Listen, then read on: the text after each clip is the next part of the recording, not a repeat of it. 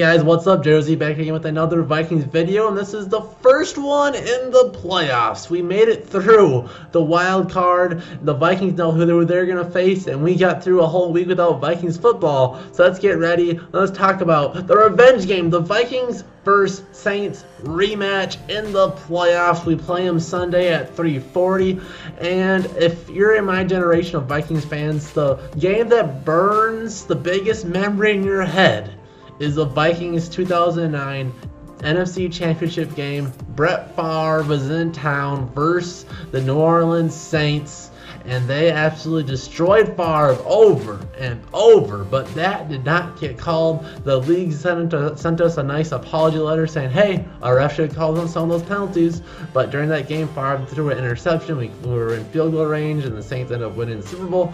So, the revenge game, here it is. So let's talk about it, and let's analyze the Saints starting off on offense. I think on offense, you can make this a strong case that the Saints have the best offense in the NFL. They have a soon-to-be Hall of Fame quarterback in Drew Brees, who is an absolute animal. He will go down in this conversation as the GOAT. He really will. But be having all these type of records, the Super Bowl numbers aren't as high as you would like, as Tom Brady has those, and Joe Montana is right in there as well. But he's a very, very good quarterback. He's declining though, so he's not as good as he used to be. The running backs, Ingram and Kamara. You have the Mark Ingram, who's the veteran, the power guy who gets in the end zone, and you have Kamara, who's got that speed breakaway type ability, and he's very good at receiving. Ingram isn't no slouch at receiving either. But let's talk about him, and let's start off with why that running game won't do so hot against the Vikings. So it's a little bit of a power and speed mix, and it's versus Anthony Barr and Eric Kendricks, set off by when they're running Linval Joseph being an absolute animal in the inside defensive interior. And talking about those linebackers, Anthony Barr and Kendricks have some of the best speed and very good tackling ability, getting to the best routes to tackle these runners, and their coverage ability is top tier. So I think those two will really do a good job shutting down that dual threat system that they have, and plus I don't think it'll be much of a factor at all. Next, they have a legit big target, a big body #1 receiver, Michael Thomas, and he's one of the better receivers in the league when it helps when you're catching passes from Drew Brees. Unfortunately for him, we have the best cornerback in the league. Xavier Rhodes shuts him down. He won't be a problem at all. He was held to under 50 yards week 1 when he played against them. Number 2, they have a nice complementary receiver in Ted Ginn. He's a speedy, deep threat receiver, but his whole game is getting past the defender and catching deep balls. Well, who will be on him? The Vikings' fastest defender, Trey Waynes, who low-key has turned into a very good #2 corners and looking better than Rhodes at time when Rhodes is against somebody who doesn't really need to have as much concentration against. But when Waynes, the second half of the year, has been a legit shutting down #2 receivers, so I don't think Ginn has any problem at all. And Ginn's his only really good ability is flying downfield, getting open on these deep balls. And we have Waynes on him, who doesn't let that happen. So I don't think those two receivers will be a problem at all. And I think we got that. Vikings D-line will get pressure too. So even if they slip a little bit, if they'll get open, we have Everson Griffin, we have Danielle Hunter, we have Brian Robinson coming in on those third downs. I don't think we'll have a problem against those. Their passing game shouldn't be a big threat to us at all. That's saying with Drew Brees, with Michael Thomas, I think we got that under control. The X factor though, I have their tight ends. If we're too worried about the running game, if Kamara is out on a flat route, that might bring our linebacker man coverage, which might get Hill on a one-on-one coverage with Sandejo, or we might just accidentally leave him wide open, which could lead to a big plays. But it's a tight ends, won't be that big of a play, but it could lead for nice chunks of yardage with their tight ends in the middle of the field if we're too worried about the running game. And if they do get any type of running game at all, or if we go to the running game a little bit too hard, all of a sudden that sets up those play actions to their tight ends. So I think that's the only really way they get good chunks of yardage is to their tight ends and backup wide receivers. I think Mackenzie Alexander will have to have a good game. He's been very solid all year. And Terrence Newman, again, is a very, very good number 4 corner. So I think we're very good. The only way they can really do much on a type of deep balls, maybe Ted Ginn, if they get a matchup on either a linebacker, I think that'd be almost an accident, or on Anderson Dejo. And if that happens, they have to take advantage of it. But Sendejo's not that bad. I don't think the Vikings will let themselves get in that type of situation. And defensively, should be a really strong game against them. I think we match up very well defensively against the Saints. The Saints defense, Marcus Lattimore, probably Defensive Rookie of the Year on Adam Thielen. This is presuming that he'll follow Thielen in the slot, which I don't think he will a whole lot. So it'll be Thielen on some other guy most of the time, because Thielen plays mostly in the slot. But when he plays outside, I would say Lattimore will probably shadow him, even though I think he usually just stays on the right side of the field.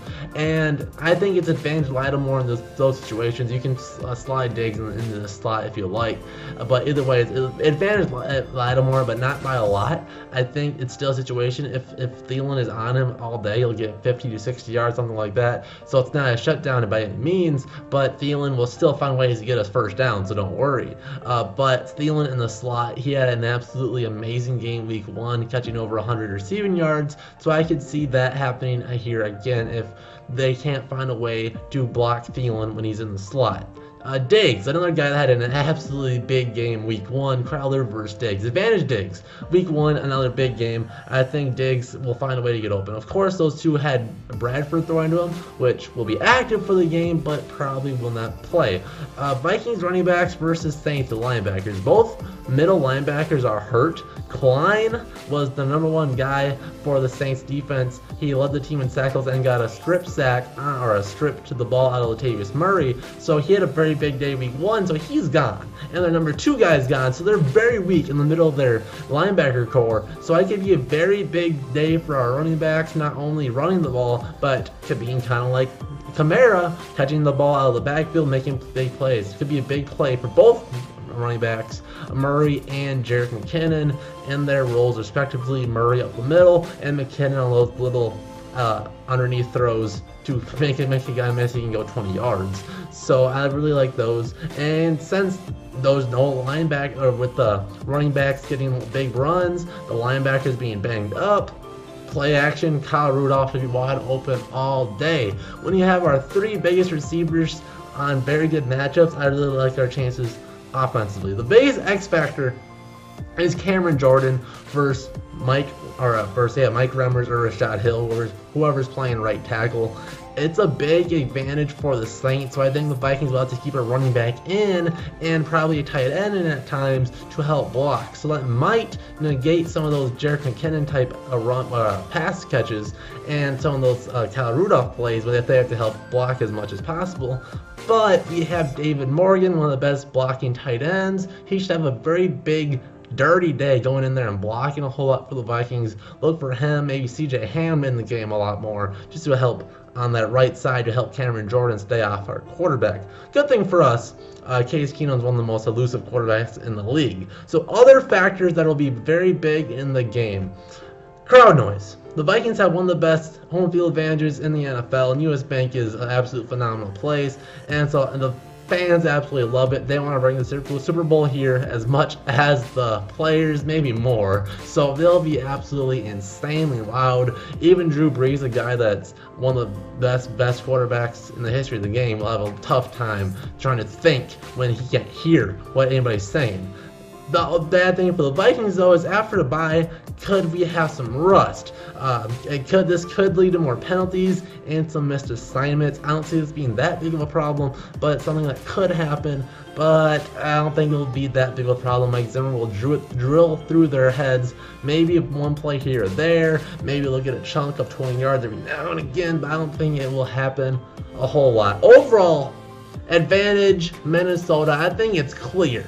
I don't think the Saints have really anything that's really big on us. Their only really thing they have is Cameron Jordan, but it's one defensive end. It's not too hard to block up one pass rusher. They'll have to go out and they'll have to try to stop Case Keenum, who's not the best quarterback in the league by any means, but he can get it done. He's been getting it done all year pretty much. So Advantage Minnesota. I don't think they have a whole lot going after them. Minnesota 26, Saints 17. I don't think they'll get past a 20-point marker against the Vikings. Tell me your score predictions in the comment section down below. And that every have it for the preview. Let's just want to talk about. Thank you for everybody that stayed to my channel last week or so when I've had the computer issues. I'm back on another computer. The other one's still trying to do stuff and fix itself, but I'm back here again. I'm still on the old recording camera, so if I can get a tripod, I'll go to Best Buy or something, see if I can get one. I've seen the comments. I know you guys want me to use my phone camera to record my videos, so I'll be working on that as well. But thanks for you guys for continuing to support all those videos, even though they weren't to the quality as this one was. And remember to like this video, and we'll see you guys in the next JOZ Vikings video. See ya.